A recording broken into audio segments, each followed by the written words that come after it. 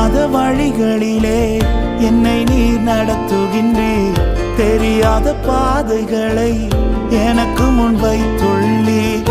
இருளை வெளிச்சமாய் என் முன்னே மாற்றிடுவீர். இருளை வெளிச்சமாய் என் முன்னே மாற்றிடுவீர். தீமையை நன்மையாய் எனக்காய் மாற்றிடுவீர். தீமையை நன்மையாய் எனக்காய் மாற்றிடுவீர். உம்மை நம்பி நடக்கிறேன் என் தகப்பனே.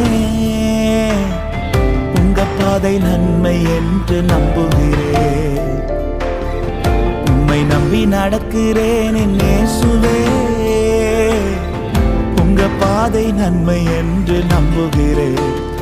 நீங்க பிடிச்சிடுங்க உங்க கரத்தால என்ன.